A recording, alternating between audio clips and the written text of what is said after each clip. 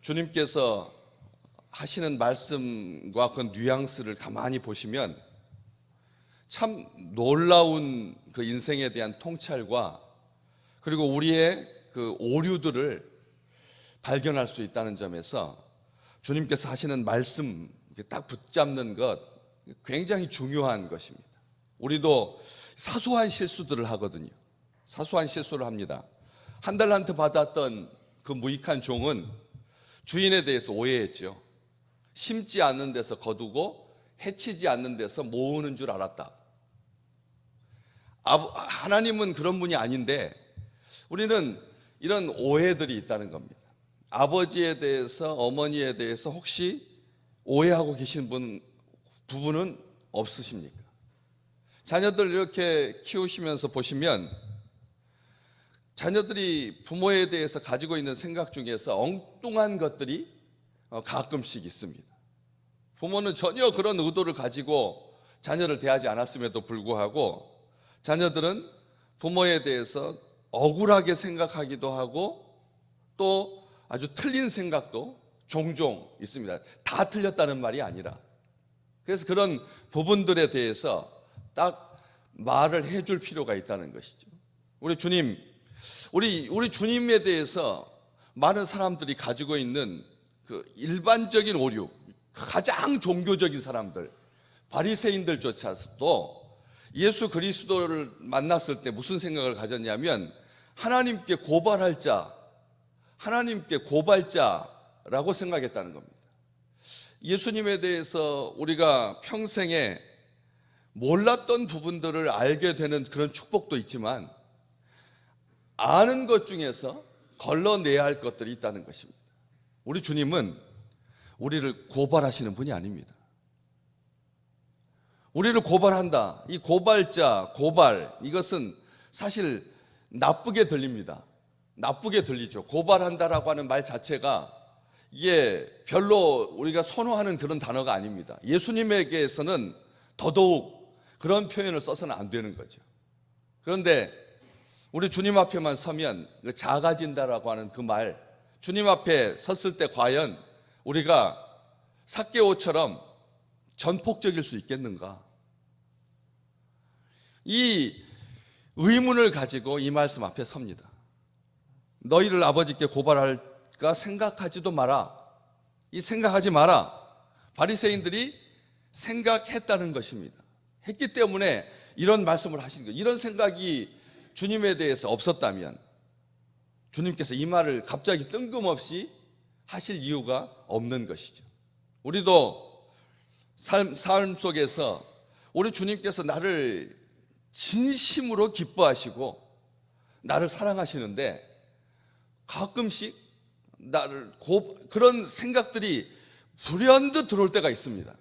주님, 나의 삶이 흠도 없이 점도 없이 산다라고 하는 것은 이것은 그냥 명분이고 우리의 삶 속에서 어떻게 그렇게 살 수가 있나 하면서 주님이 고발하는 그런 생각을 가지기 쉬운데 주님께서 그러지 말라고 명령하십니다.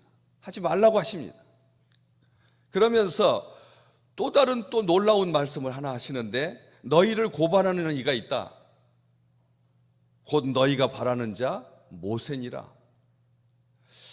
이 바리새인들이 모세에게 대해서 가지고 있는 생각 중에서 첫 번째 오류입니다.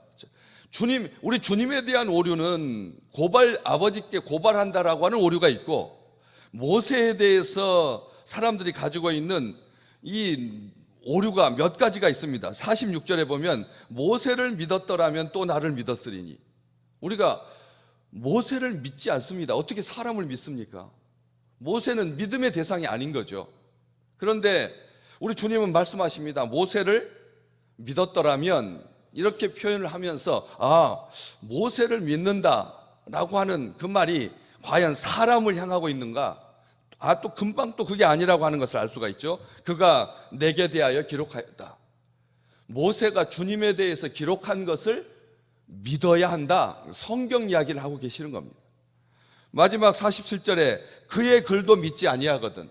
성경에 대해서 우리 주님께서 구약 성경 모세가 쓴 그 글에 대해서 아주 즐겁게 인용하셨습니다.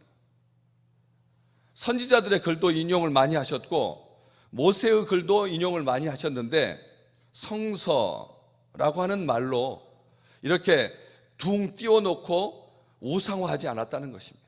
그냥 모세의 글일 뿐입니다. 모세의 글입니다. 구약 성경에 대해서 존중하셔서 하나님의 말씀 모세가 기록했는데 그 기록한 것을 믿는 것이 아니라 그 기록이 향하고 있는 예수 그리스도를 믿어야 된다라고 분명하게 말씀하고 계십니다.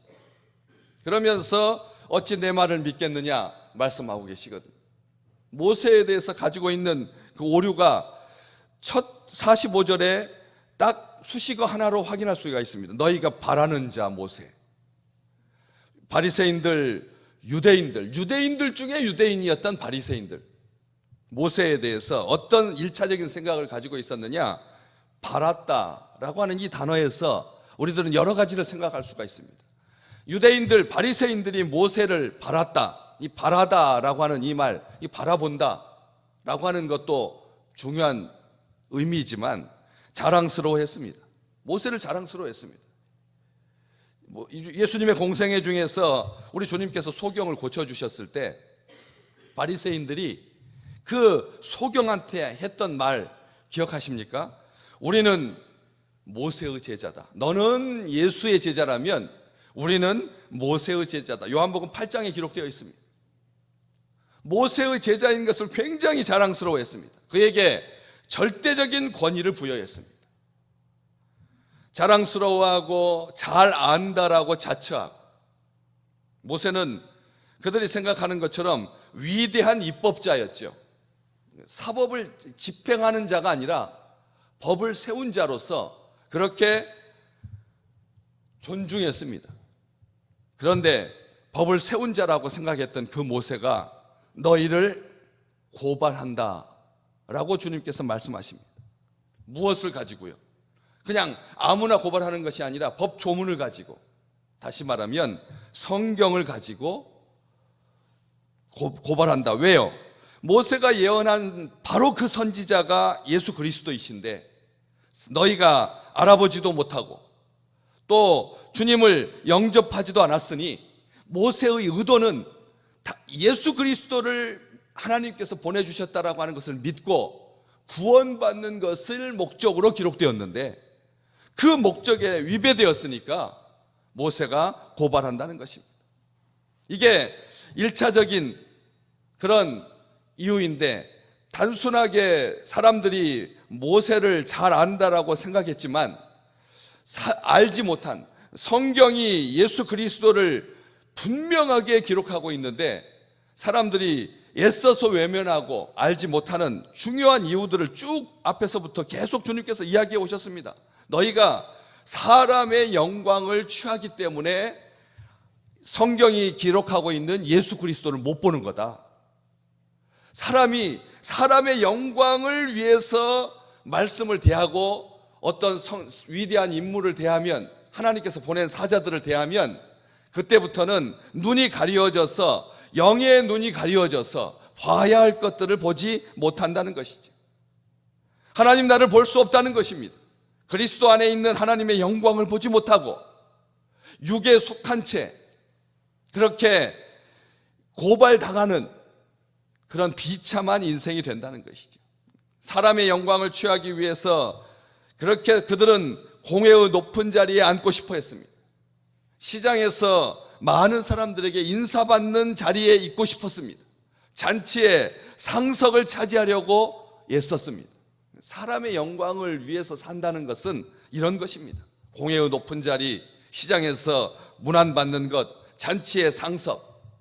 사실 그런 데서 높임받고 영광받고 그리고 명예를 취하는 것은 굉장히 가련한 것인데, 많은 사람들이 그러한 위치에 있는 것을 얼마나 사모하는지 모릅니다. 때문에 어둠을 사랑하는 것이고 때문에 빛을 미워하여서 빛으로 오지 못하는 것입니다. 주님은 분명히 말씀하셨습니다. 사람의 영광을 취하는 것, 이것은 스스로 어둠 가운데 있는 것이다. 이것을 증명한다. 주님께서 말씀하셨습니다. 또 말씀하셨죠. 하나님보다 다른 것들을 더 사랑하기 때문에, 그래서 이 말씀 가운데서 예수 그리스도를 보지 못하는 거다. 주님을 보지 못하는 거다. 하나님보다 다른 것들을 더 사랑하는 것. 이것은 우상 숭배를 말하는데 영적인 간음입니다. 오늘 또 하나님의 말씀 속에서 우리가 주님을 만나지 못하는 것은 하나님보다 더 사랑하는 것이 있기 때문에 그렇습니다. 이거 중요한 것입니다. 주님께서 분명히 말씀하셨습니다. 한 가지 더 있습니다.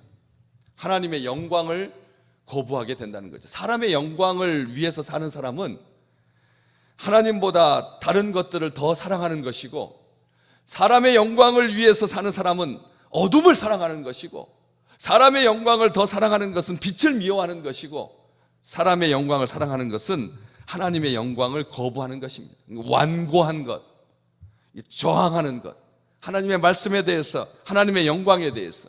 그래서 마음이 무뎌지고 미련하고 더딘 마음이 되어서 말씀 속에서 하나님의 나라를 보지 못하는 것입니다.